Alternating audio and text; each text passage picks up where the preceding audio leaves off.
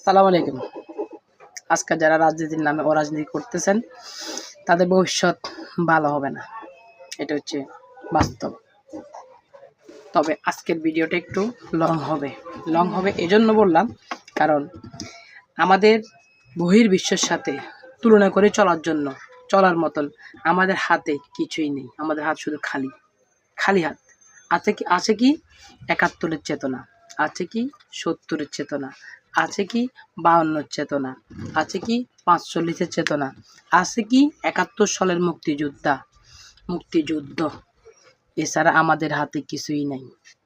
নাই একটি মিসাইল, না একটি যুদ্ধবিমান, না একটি দেশের সাথে আপনি যে চোখে চোখ রেখে কথা বলবেন, নাই এমন কোনো কিছু।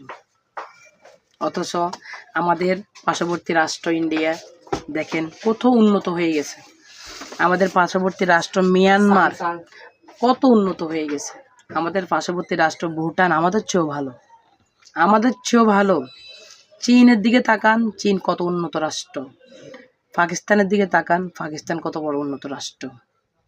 তাহলে ভাই ৭১-এর মূলা, ৭১-এর ট্যাবলেট আপনারা আর কত খাওয়াবেন? ৭১-এর ট্যাবলেট খাওয়াইতে আমাদেরকে এমন জায়গায় পৌঁছাইছেন, দেশটাকে জাহান্নামে নিয়ে গেছেন। আপনারা দেশের ক্ষমতায় আসি সুইস ব্যাংক পুরান, মালয়েশিয়ায় টাকা পুরান, লন্ডনে টাকা পুরান, আমেরিকায় টাকা পুরান। আমাদের টাকা আমেরিকা খায়, কিন্তু আমাদের জনগণ খাইতে পারে না। তাহলে এই জবাব কে দিবে? আমাদের রাষ্ট্রের জন্য এই কল্যাণকর জিনিস কে নিয়ে আসবে? কার হাতে আসবে আমাদের এই বাংলাদেশের শান্তি? কেউ যেন আমাদের দেশের ভিতরে আসি আর দাদাগিরি করতে না পারে, এই চিন্তা কে করবে বলেন?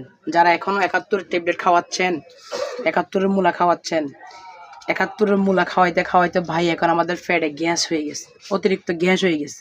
যে গ্যাসের কারণে আমরা টিকাটা কঠিন হয়ে যাচ্ছে। কিন্তু আজ পর্যন্ত কেউ বলতে পারলো না যে আমরা জনগণকে শান্তি দিব, রাষ্ট্র শান্তি দিব, দেশকে শান্তি দিব। কোনো দেশের আমাদের এই ৫৪ বছর আমরা দেখি নাই আমাদের কোনো প্রেসিডেন্ট আমাদের জন্য বলেছেন যে আমরা এই জিনিসটা উপলব্ধি করব। কেন পারে নাই? এটা আপনাদের কাছে প্রশ্ন।